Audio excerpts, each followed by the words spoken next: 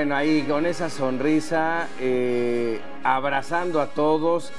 Evidentemente a muchos de ellos sí los ve. Los conoce. Los conoce. Se reúnen de vez en vez. Y son sus hermanos en el episcopado. Además, él es el primus inpares, es el primer obispo de todos los obispos como papa, pero pues son sus pares, hermanos. Sí, son sus hermanos. De hecho, sí se refirió. Ajá. Dijo, voy ahora con mis hermanos en el episcopado. Me encanta cómo él ha tratado de cambiar el tema de la eminencia. Sí, claro. Claro. El jerarca. jerarca. Y él habla, yo soy obispo. Y es verdad, los obispos, o sea, él es el obispo, no es el obispo de Roma. Exacto. Bueno, pues ha subido ahí. Esta silla, si no mal recuerdo, es una de las que usó Juan Pablo II en una de sus visitas. Desde que salieron de Palacio, traían este arreglo. Ajá. Que va a colocar, vamos a ver dónde lo coloca. Ok, ya las cámaras ahí se nos perdieron.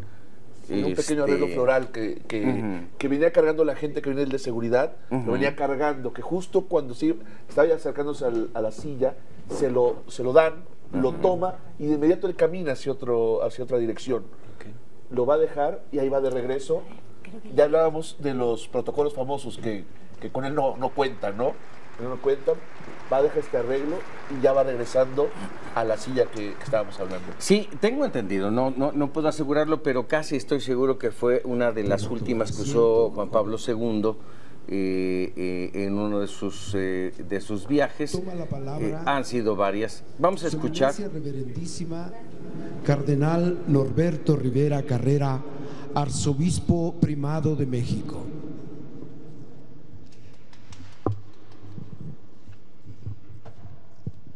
Padre Santo, bienvenido a México, a la tierra bendita de Santa María de Guadalupe, a esta catedral metropolitana de la Arquidiócesis Primada de México, cuyo 470 aniversario de su erección como arquidiócesis ha coincidido con su arribo a nuestro país este 12 de febrero, razón por la cual su presencia entre nosotros la consideramos como un gesto delicado de la divina providencia. Otros también le llaman coincidencia. Esta grandiosa catedral, dedicada a la gloriosa Asunción de la Virgen María, tiene el honor de recibir por segunda vez al sucesor de Pedro.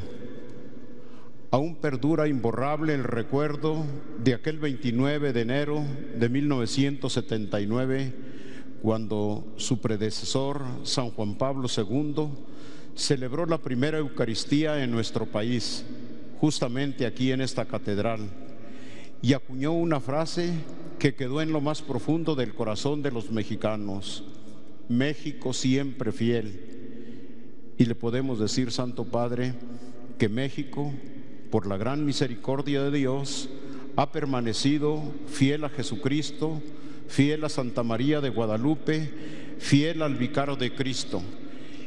Y nos sentimos dichosos porque usted viene a confirmarnos en esa fe, viene a recibir el amor y el calor de los mexicanos, viene a alentarnos en la esperanza que no defrauda, pero sobre todo viene a confirmarnos en el compromiso cristiano que consiste en ser testigos de aquel que murió y resucitó por nosotros y nos ha llamado a ser presente el rostro misericordioso de Dios, que ama y vela por todos. Por eso le decimos: bienvenido, bendito el que viene en el nombre del Señor. Es un honor, Santo Padre, que usted haya decidido tener el encuentro con mis hermanos, los obispos de México, en este sagrado recinto, por lo que también hoy doy la bienvenida a mis queridos hermanos en el episcopado y a cuantos los acompañan. Como decimos en México: Santo Padre, señores cardenales, señores arzobispos y obispos, están en su casa, sean bienvenidos.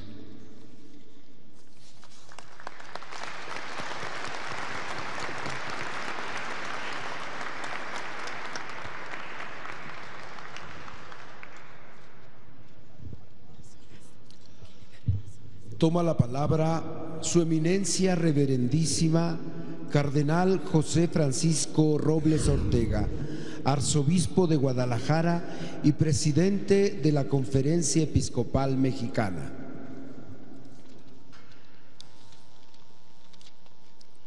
Santo Padre, los obispos de México, profundamente agradecidos con Dios nuestro Señor por la gracia de la 7ª visita apostólica de un Papa a estas tierras, a nombre del pueblo católico y de todos los hombres y mujeres de buena voluntad, damos a su santidad la más cordial bienvenida.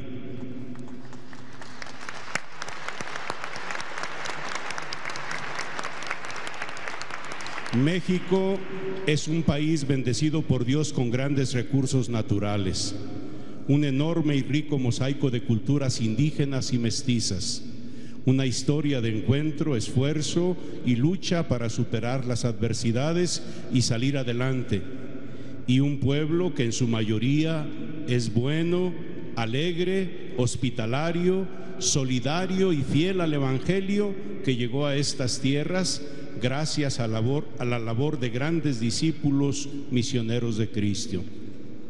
Sin embargo, al igual que otras naciones, México enfrenta situaciones difíciles causadas por personas que, habiéndose dejado seducir por el pecado, provocan injusticia, inequidad, pobreza, corrupción, migración, violencia, daños al medio ambiente y sufrimiento y muerte.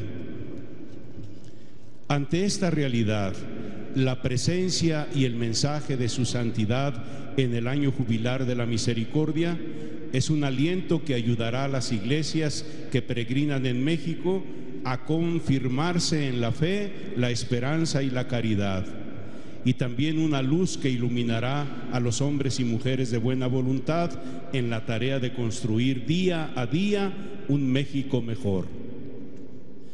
Pedimos a la Madre de Guadalupe que acompañe a su santidad en su paso por México, donde, como sus predecesores Juan Pablo II y Benedicto XVI, podrá experimentar el amor de un pueblo bueno y fiel. Bienvenido, Santo Padre Francisco, misionero de misericordia y paz.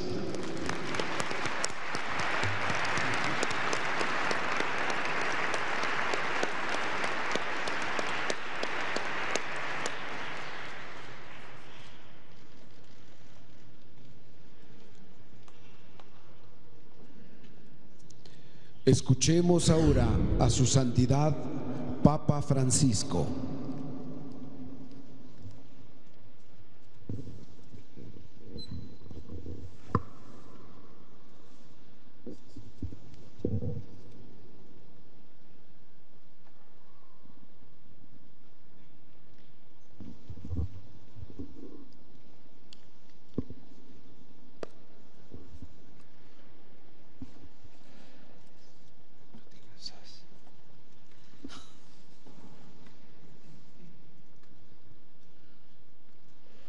Queridos hermanos, estoy contento de poder encontrarlos al día siguiente de mi llegada a este país, al cual, siguiendo los pasos de mis predecesores, también he venido a visitar. No podía dejar de venir. ¿Podría el sucesor de Pedro, llamado del lejano sur latinoamericano, privarse de poder posar la propia mirada sobre la Virgen Morenita? Les agradezco que me reciban en esta catedral, casita prolongada, pero siempre sagrada, que pidió la Virgen de Guadalupe, y por las amables palabras de acogida que me han dirigido. Porque sé que aquí se halla el corazón secreto de cada mexicano, entro con pasos suaves, como corresponde entrar en la casa y en el alma de este pueblo, y estoy profundamente agradecido por abrirme la puerta. Sé que mirando los ojos de la Virgen alcanzo la mirada de vuestra gente que en ella ha aprendido a manifestarse. Sé que ninguna otra voz puede hablar así tan profundamente del corazón mexicano como me puede hablar la Virgen. Ella custodia sus más altos deseos, sus más recónditas esperanzas. Ella recoge sus alegrías y sus lágrimas. Ella comprende sus numerosos idiomas y las responde con ternura de madre porque son sus propios hijos.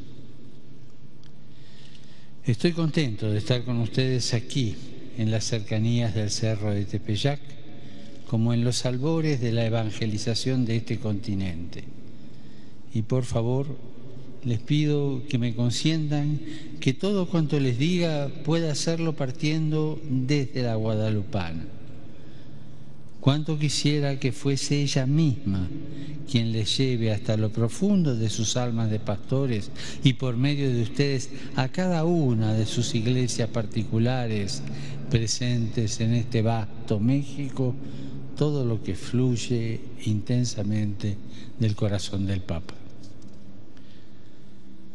Como hizo San Juan Diego y lo hicieron las sucesivas generaciones de los hijos de la guadalupana, también el Papa cultivaba desde hace tiempo el deseo de mirarla.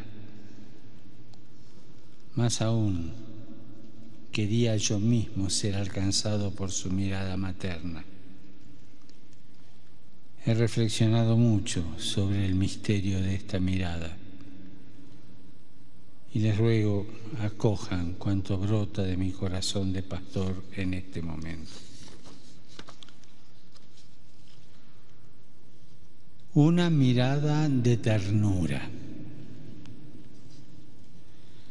Ante todo, la Virgen Morenita nos enseña que la única fuerza capaz de conquistar el corazón de los hombres es la ternura de Dios.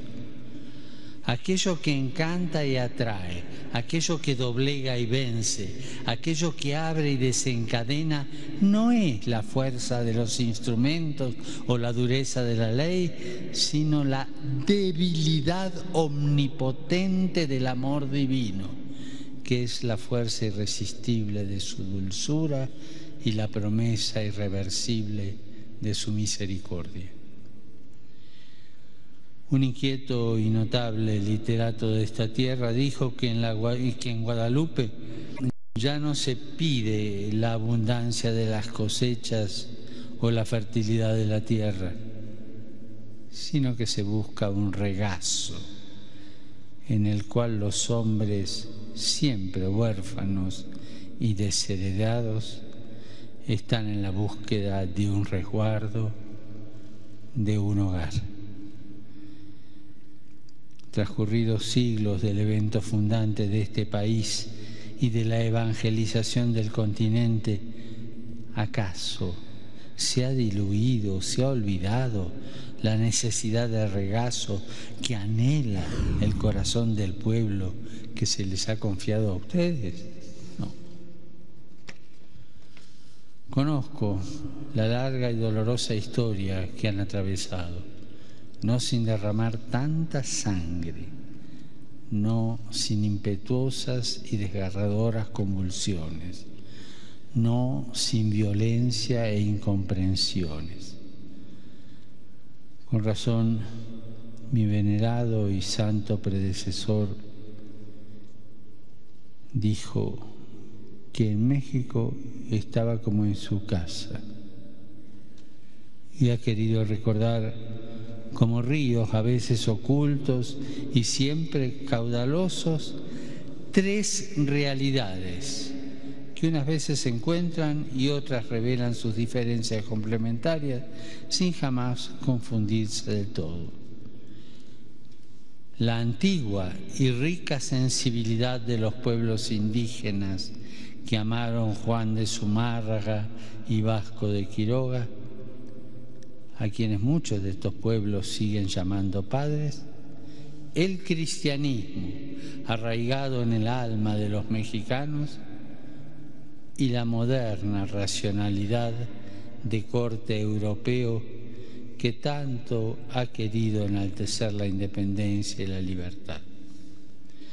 Y en esta historia, el regazo materno que continuamente ha generado a México, aunque a veces pareciera una red que recogía 153 peces, no se demostró nunca jamás infecundo. Y las amenazantes fracturas se recompusieron siempre.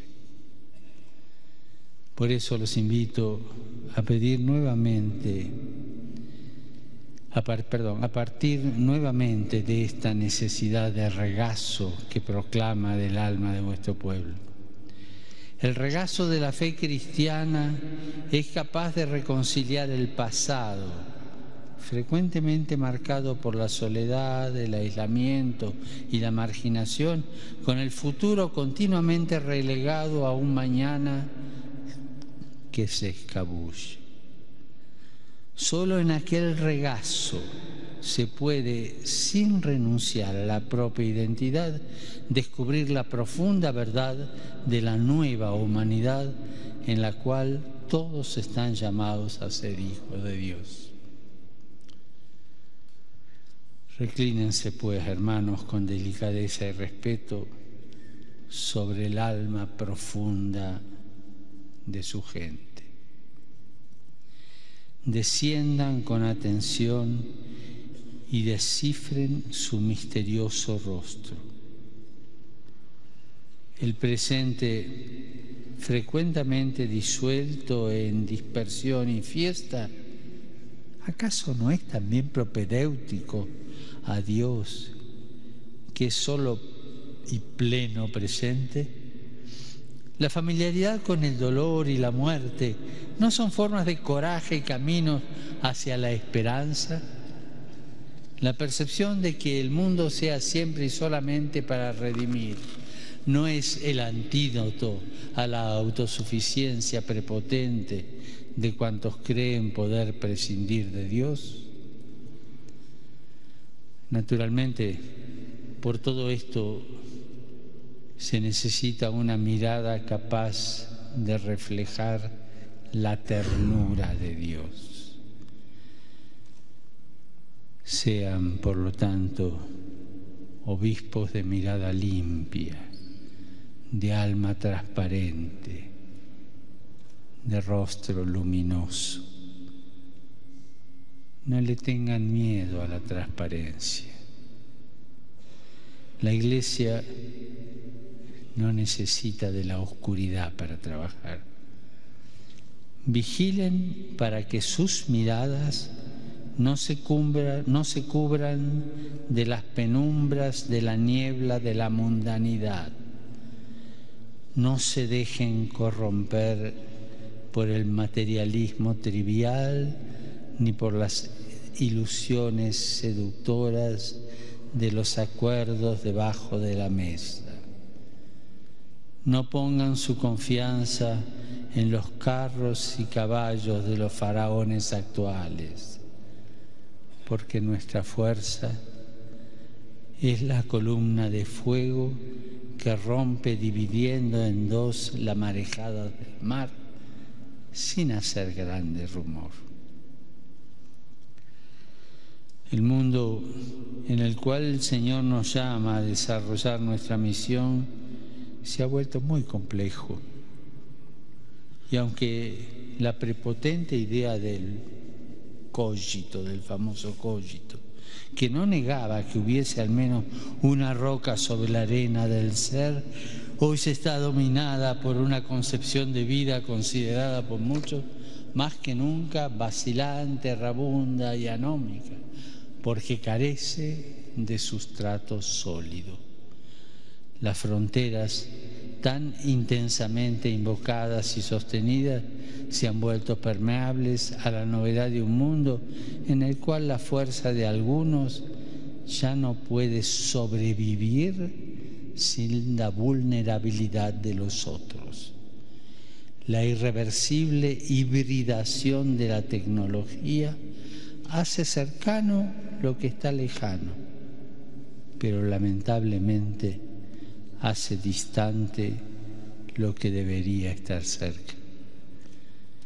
Y precisamente en este mundo, así, Dios les pide tener una mirada capaz de interceptar la pregunta que grita en el corazón de vuestra gente, la única que posee en el propio calendario una fiesta del grito. A ese grito es necesario responder que Dios existe y está cerca a través de Jesús, que solo Dios es la realidad sobre la cual se puede construir, porque Dios es la realidad fundante, no un Dios solo pensado e hipotético, sino el Dios de rostro humano. En las miradas de ustedes, el pueblo mexicano tiene el derecho de encontrar las huellas de quienes han visto al Señor, de quienes han estado con Dios. Esto es lo esencial. No pierdan entonces tiempo y energías en las cosas secundarias, en las habladurías e intrigas, en los vanos proyectos de carrera, en los vacíos planes de hegemonía, en los infecundos clubs de intereses o consorterías. No se dejen arrastrar por las murmuraciones y las maledicencias. Introduzcan a sus sacerdotes en esa comprensión del sagrado ministerio. A nosotros, ministros de Dios, basta la gracia de beber el cáliz del Señor, el don de custodiar la parte de su heredad que se nos ha confiado, aunque seamos inexpertos administradores. Dejemos al Padre asignarnos el puesto que nos tiene preparado. ¿Acaso podemos estar de verdad ocupados en otras cosas sino en las del Padre? Fuera de las cosas del Padre perdemos nuestra identidad y culpablemente hacemos vana su gracia. Si nuestra mirada no testimonia haber visto a Jesús, entonces las palabras que recordamos de Él resultan solamente figuras retóricas vacías. Quizás expresen la nostalgia de aquellos que no pueden olvidar al Señor, pero de todos modos son solo el balbucear de huérfanos junto al sepulcro. Palabras finalmente incapaces de impedir que el mundo quede abandonado y reducido a la propia potencia desesperada. Pienso en la necesidad de ofrecer un regazo materno a los jóvenes, que vuestras miradas sean capaces de cruzarse con las miradas de ellos, de amarlos y de captar lo que ellos buscan, con aquella fuerza con la que muchos como ellos han dejado barcas y redes sobre la otra orilla del mar, han abandonado bancos de extorsiones con tal de seguir al Señor de la verdadera riqueza. Me preocupan tantos que, seducidos por la potencia vacía del mundo, exaltan las quimeras y se revisten de sus macabros símbolos para comercializar la muerte en cambio de monedas que al final la polilla y el óxido echan a perder y por los que los ladrones perforan muros y roban. Les ruego, por favor, no minusvalorar el desafío ético y anticívico que el narcotráfico representa para la juventud y para la entera sociedad mexicana, comprendida la Iglesia. La proporción del fenómeno, la complejidad de sus causas, la inmensidad de su extensión como metástasis que devora, la gravedad de la violencia que disgrega y sus trastornadas conexiones no nos consienten a nosotros, pastores de la Iglesia, refugiarnos en condenas genéricas, formas de nominalismo, sino que exigen un coraje profético y un serio y cualificado proyecto pastoral para contribuir gradualmente a entretejer aquella delicada red humana sin la cual todos seríamos desde el inicio derrotados por tal insidiosa amenaza.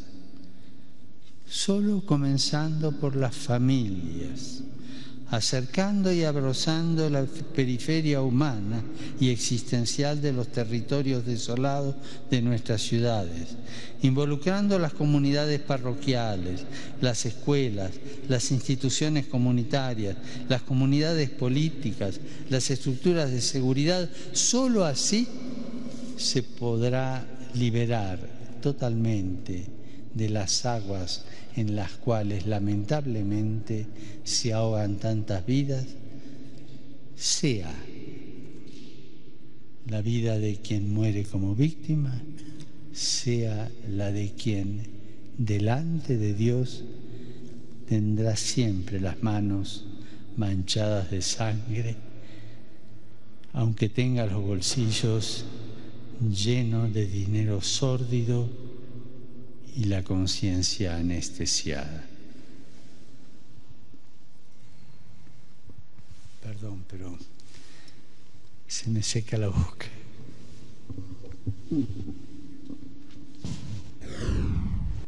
Toma un poco de agua el Papa Francisco en un... Volviendo a la mirada de María de Guadalupe, diría una segunda cosa.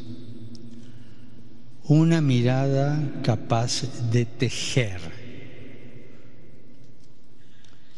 En el manto del alma mexicana, Dios ha tejido con el hilo de las huellas mestizas de su gente el rostro de su manifestación en la morenita. Dios no necesita de colores apagados para diseñar su rostro. Los diseños de Dios no están condicionados por los colores y por los hilos, sino que están determinados por la irreversibilidad de su amor que quiere persistentemente imprimirse en nosotros.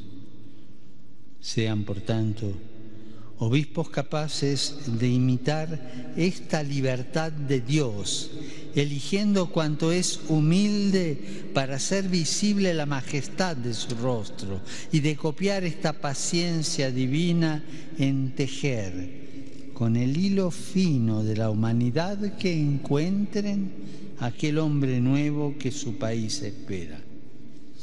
No se dejen llevar por la vana búsqueda de cambiar de pueblo, como si el amor de Dios no tuviese bastante fuerza para cambiarlo. Redescubran, pues, la sabia y humilde constancia con que los padres de la fe de esta patria han sabido introducir a las generaciones sucesivas en la semántica del misterio divino. Primero aprendiendo y luego enseñando la gramática necesaria para dialogar con aquel Dios escondido en los siglos de su búsqueda y hecho cercano en la persona de su Hijo Jesús, que hoy tantos reconocen en la imagen ensangrentada y humillada como figura del propio destino. Imiten su condescendencia y su capacidad de reclinarse. No comprenderemos jamás bastante el hecho de que con los hilos mestizos de nuestra gente, Dios entretejió el rostro con el cual se da a conocer. Nunca seremos suficientemente agradecidos a este inclinarse, a esta sincatabasis. Una mirada de singular delicadeza les pido para los pueblos indígenas. Para ellos y sus fascinantes y no pocas veces masacradas culturas, México tiene necesidad de sus raíces amerindias para no quedarse en un enigma irresuelto. Los indígenas de México aún esperan que se les reconozca efectivamente la riqueza de su contribución y la fecundidad de su presencia para heredar aquella identidad que les convierte en una nación única y no solamente una entre otras. Se ha hablado muchas veces del presunto destino incumplido de esta nación, del laberinto de la soledad en el cual estaría aprisionada, de la geografía como destino que la entrampa. Para algunos todo esto sería obstáculo para el diseño de un rostro unitario, de una identidad adulta, de una posición singular en el concierto de las naciones y de una misión compartida. Para otros, también la Iglesia en México estaría condenada a escoger entre sufrir la inferioridad en la cual fue relegada en algunos periodos de su historia, como cuando su voz fue silenciada y se buscó amputar su presencia, o aventurarse en los fundamentalismos para volver a tener certezas provisorias, como aquel cogito famoso, olvidándose de tener anidada en su corazón la sed de absoluto y ser llamada en Cristo a reunir a todos y no solo a una parte. No se cansen, en cambio, de recordarle a su pueblo cuánto son potentes las raíces antiguas que han permitido la viva síntesis cristiana de comunión humana, cultural y espiritual que se forjó aquí. Recuerden que las alas de su pueblo ya se han desplegado varias veces por encima de no pocas vicisitudes. Custodien la memoria del largo camino hasta ahora recorrido. Sean deuteronómicos y sepan suscitar la esperanza de nuevas metas, porque el mañana será una tierra rica de frutos, aunque nos plantee desafíos.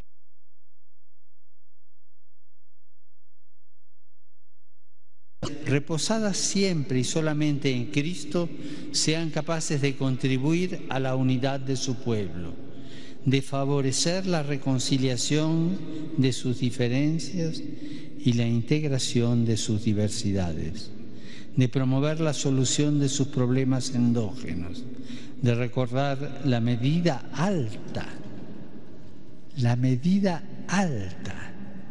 que México puede alcanzar si aprende a pertenecerse a sí mismo antes que a otros, de ayudar a encontrar soluciones compartidas y sostenibles para sus miserias, de motivar a la entera nación a no contentarse con menos de cuanto se espera del modo mexicano de habitar el mundo.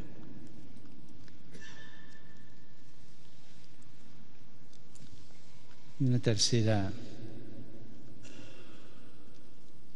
Reflexión, una mirada atenta y cercana, no adormecida. Les ruego no caer en la paralización de dar viejas respuestas a las nuevas demandas. Vuestro pasado es un pozo de riquezas donde excavar, que puede inspirar el presente e iluminar el futuro. Ay de ustedes si se duermen en los laureles. Es necesario no desperdiciar la herencia recibida, custodiándola con un trabajo constante. Están asentados sobre espaldas de gigantes, obispos, sacerdotes, religiosos, religiosas y laicos, fieles hasta el final, que han ofrecido la vida para que la Iglesia pudiese cumplir la propia misión.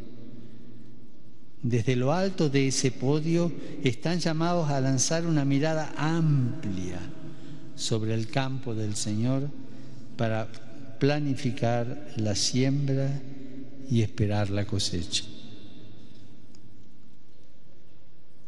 Los invito a cansarse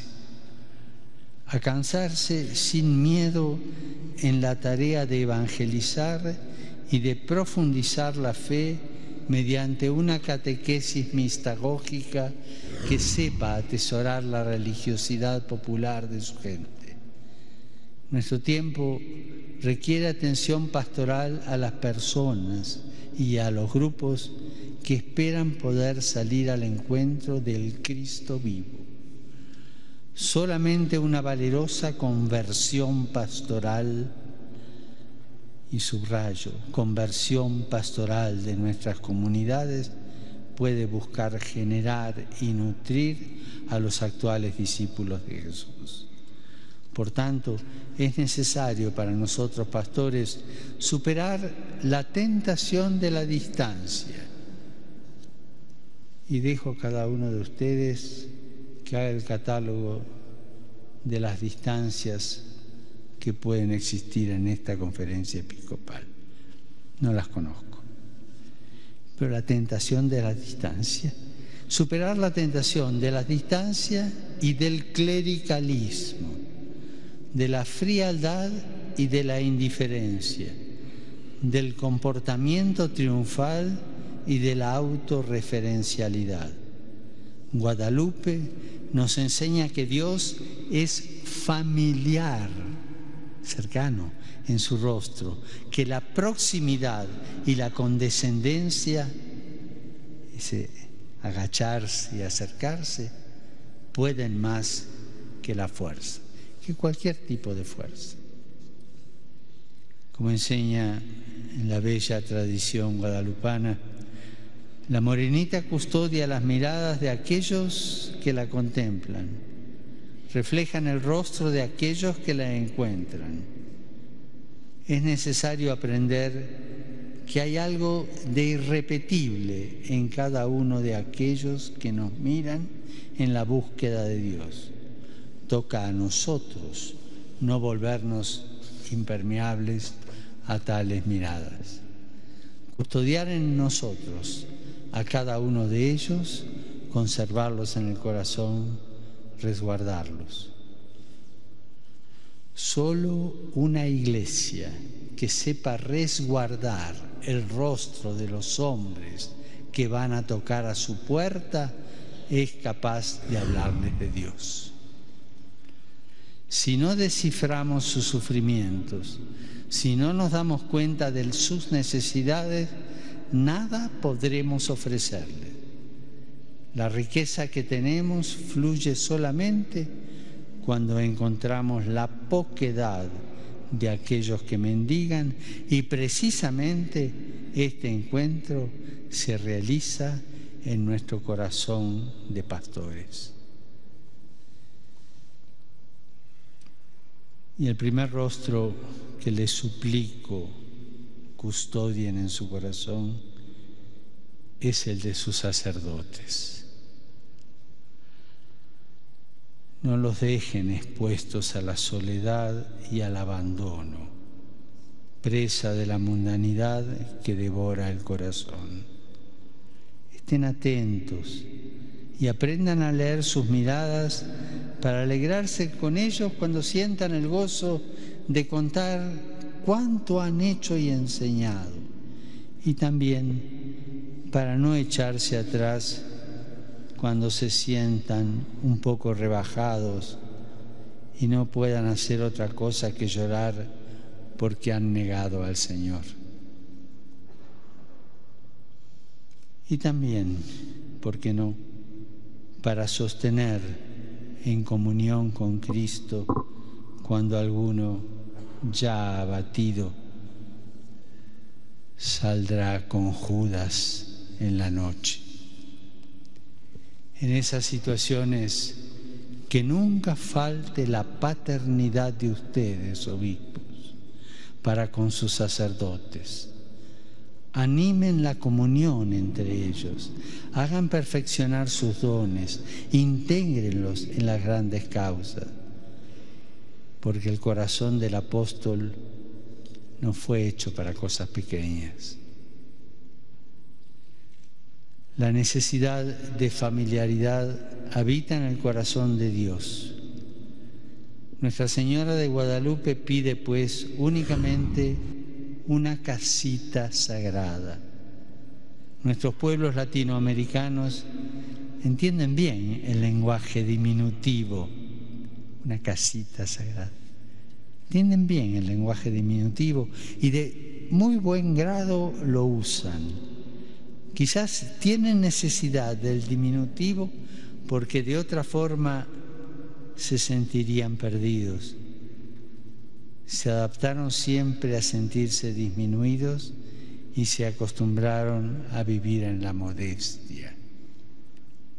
La Iglesia, cuando se congrega en una majestuosa catedral, no podrá hacer menos que comprenderse como una casita en la cual sus hijos pueden sentirse a su propio gusto. Delante de Dios solo se permanece si se es pequeño, si se es huérfano, si se es mendicante. El protagonista de la historia de salvación es el mendigo. Casita familiar y al mismo tiempo sagrada, porque la proximidad se llena de la grandeza omnipotente.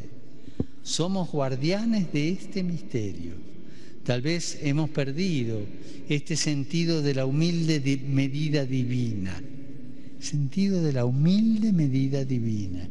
y nos cansamos de ofrecer a los nuestros la casita en la cual se sienten íntimos con Dios.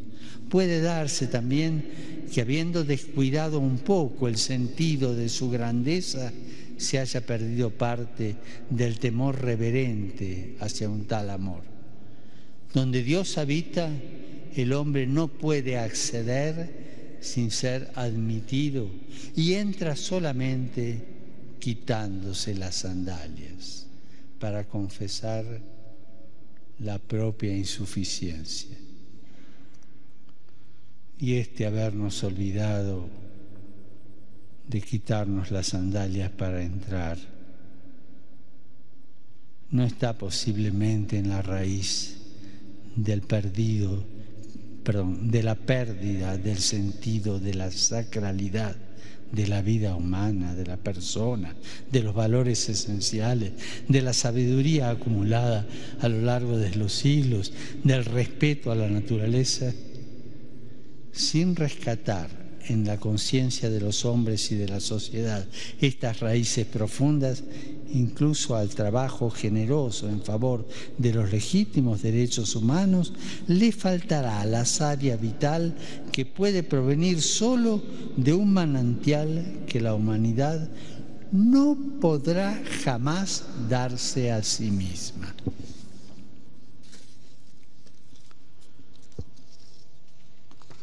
Y siempre mirando a la Madre, para terminar, una mirada de conjunto y de unidad.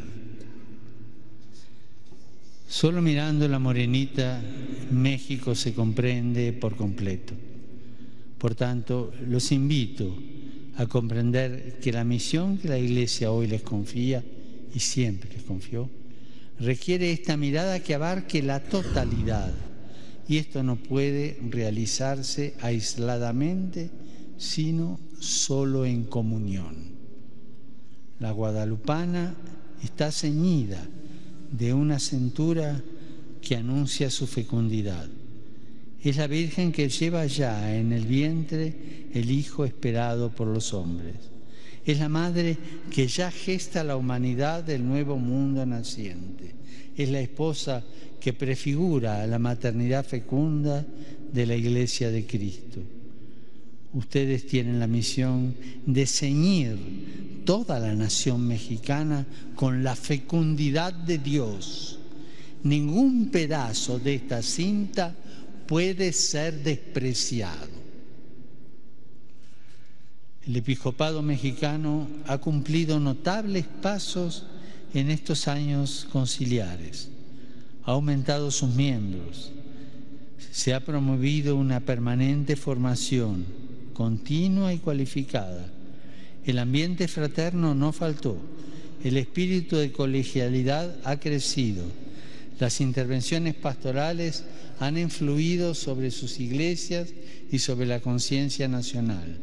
Los trabajos pastorales compartidos han sido fructuosos en los campos esenciales de la misión eclesial, como la familia, las vocaciones y la presencia social. Mientras nos alegramos por el camino de estos años, les pido que no se dejen desanimar por las dificultades y de no ahorrar todo esfuerzo posible por promover entre ustedes y en sus diócesis el celo misionero, sobre todo hacia las partes más necesitadas del único cuerpo de la Iglesia mexicana. Redescubrir que la Iglesia es misión es fundamental para su futuro, porque solo el entusiasmo, el estupor convencido de los evangelizadores tiene la fuerza de arrastre. Les ruego especialmente cuidar la formación y la preparación de los laicos, superando toda forma de clericalismo e involucrándolos activamente en la misión de la Iglesia, sobre todo en el hacer presente con el testimonio de la propia vida el Evangelio de Cristo en el mundo. A este pueblo mexicano le ayudará mucho un testimonio unificador de la síntesis cristiana y una visión compartida de la identidad y el destino de su gente. En este sentido, sería muy importante que la Pontificia Universidad de México esté cada vez más en el corazón de los esfuerzos eclesiales para asegurar aquella mirada de universalidad sin la cual la razón, resignada a módulos parciales, renuncia a su más alta aspiración de búsqueda de la verdad. La misión es vasta y llevarla adelante requiere múltiples caminos.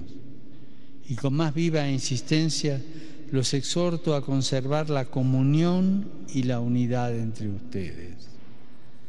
Esto es esencial, hermanos. Esto no está en el texto, pero me sale ahora. Si tienen que pelearse, peléense. Si tienen que decirse cosas, se las digan, pero como hombres, en la cara, y como hombres de Dios, que después van a rezar juntos, a discernir juntos, y si se pasaron de la raya, a pedirse perdón. Pero mantengan la unidad del cuerpo episcopal. Comunión y unidad entre ustedes.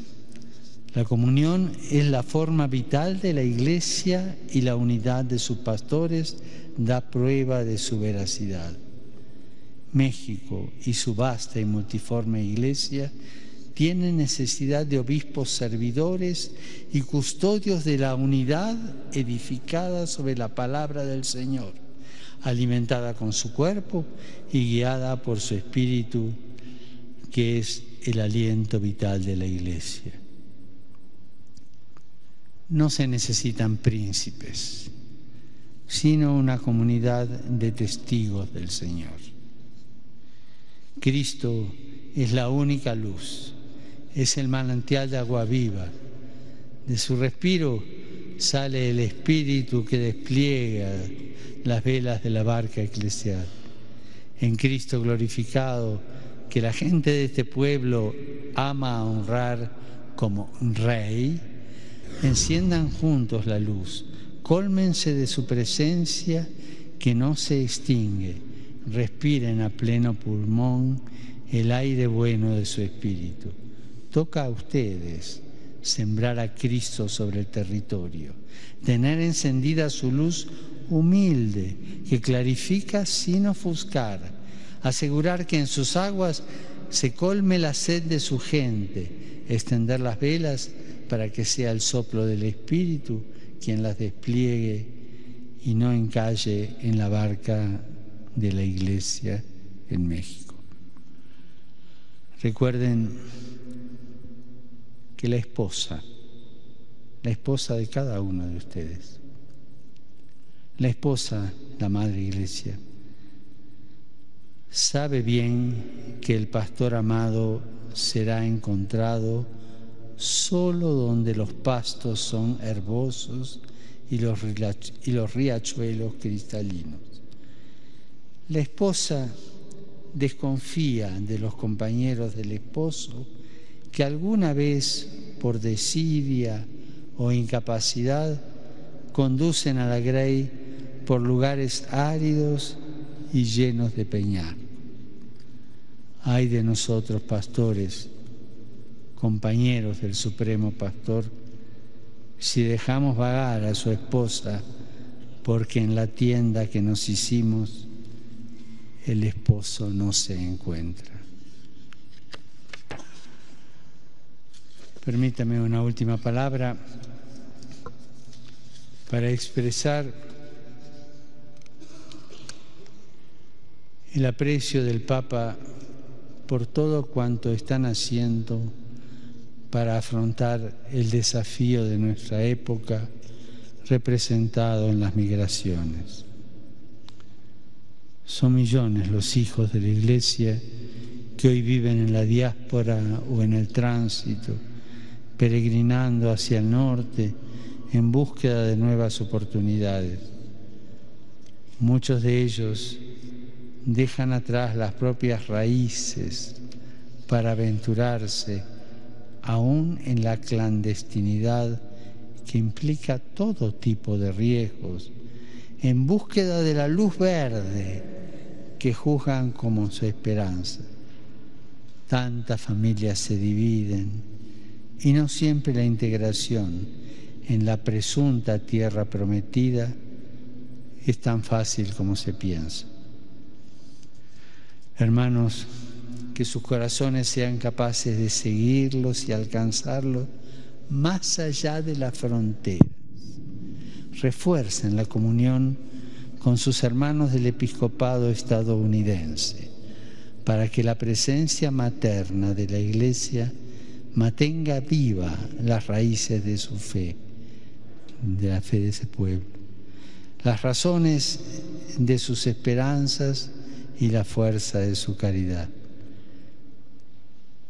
Que no les suceda a ellos que colgando sus cítaras se enmudezcan sus alegrías, olvidándose de Jerusalén y convirtiéndose en exilados de sí mismos.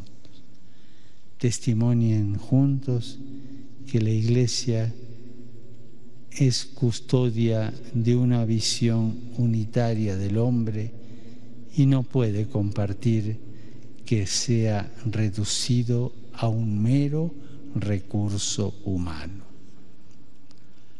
No será vana la premura de sus diócesis en echar el poco bálsamo que tienen en los pies heridos de quien atraviesa sus territorios y de gastar por ellos el dinero duramente colectado. Samaritano divino, al final, enriquecerá a quien no pasó indiferente ante él cuando estaba caído sobre el camino. Queridos hermanos, el Papa está seguro de que México y su Iglesia llegarán a tiempo a la cita consigo mismos, con la historia, con Dios. Tal vez alguna piedra en el camino retrasa la marcha y la fatiga del trayecto exigirá alguna parada, pero no será jamás bastante para hacer perder la meta. Porque puede llegar tarde quien tiene una madre que lo espera,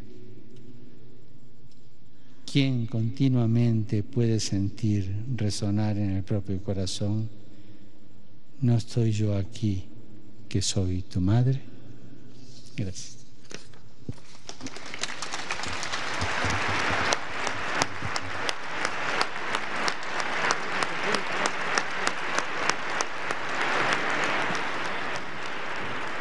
Pues ahí estas palabras, un mensaje de aproximadamente pues casi 40 minutos. Pero duro, o sea, un mensaje muy fuerte, crudo, muy intenso. Duro, fuerte. Sí, que ya estaremos analizando en un momento más.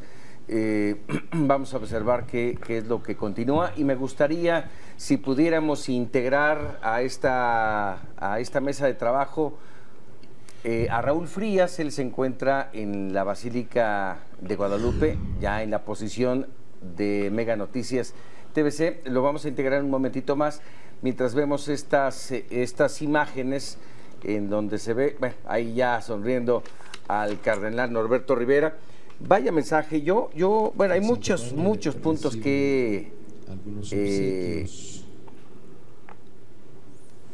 él está entregando un obsequio, el Papa, al cardenal. Ahí lo va a mostrar. Es un cáliz. Cabildo de esta catedral.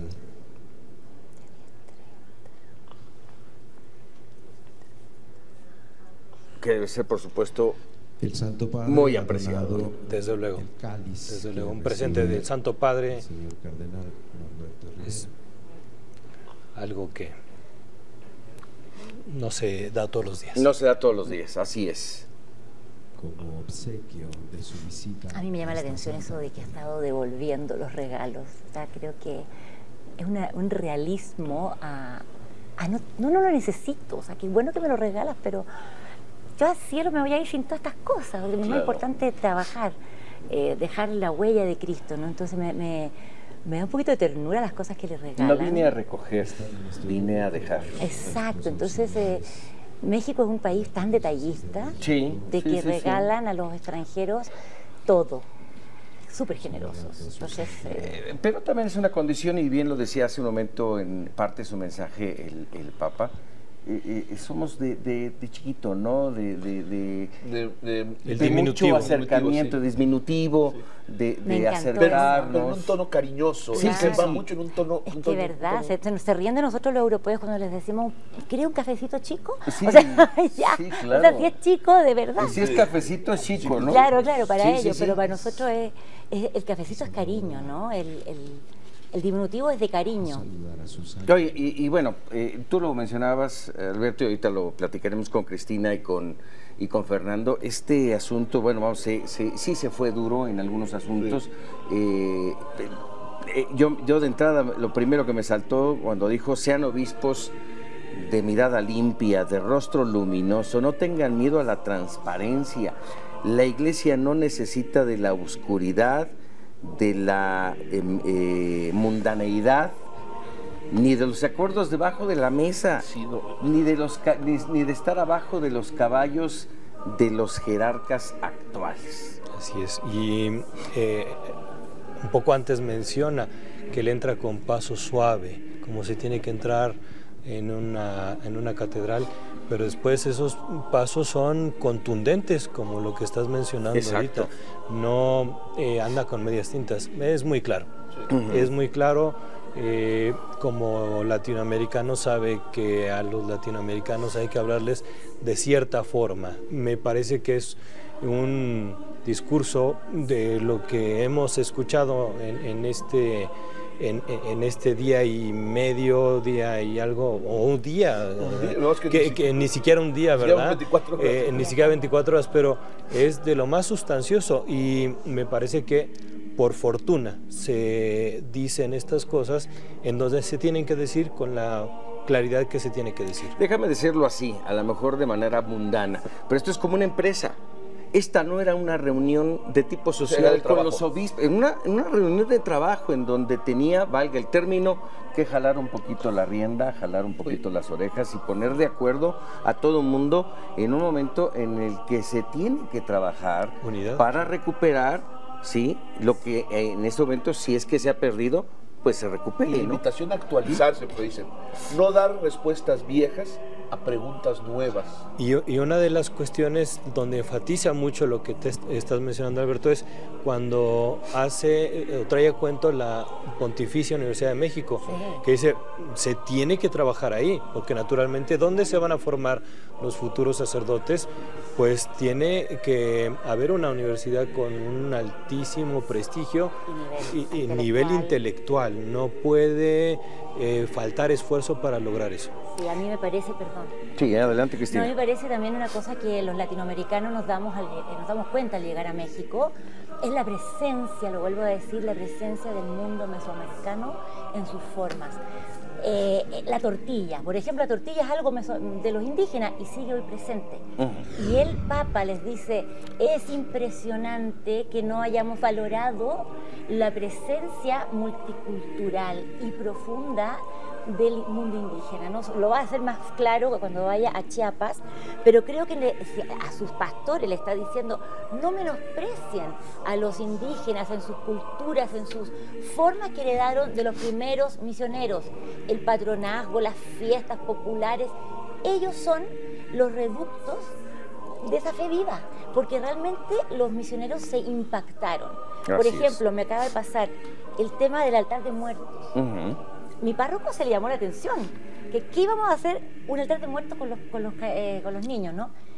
Y al explicarle nosotros, yo una extranjera, lo que para mí simbolizaba el altar de muertos, o sea, como decía Cristiano, eso es pagano. Claro, claro. Entonces claro. A mí eso creo que es maravilloso que se los diga, no menosprecian la cultura de 400 años que no se les ha tomado en cuenta. Exacto. Déjame rápidamente, perdón, Beto, sí, déjame eso, rápidamente hacer un comentario e inmediatamente ir a la Basílica de Guadalupe. Él hizo mención de un tema que él, y lo hemos platicado mucho incluso desde su llegada, y mucho antes, por supuesto, pero desde su llegada, él no mantiene distancia. Él se acerca a la gente y él les dice, por favor, rompan esta tendencia superen la tentación de la distancia y el clericalismo. Así es de que acérquense a su grey. Claro. No se queden allá arriba pensando que son fácil. Ayer se puede haber llegado al consultorio y dormir. Así y es. volvió a salir. Y volvió a salir.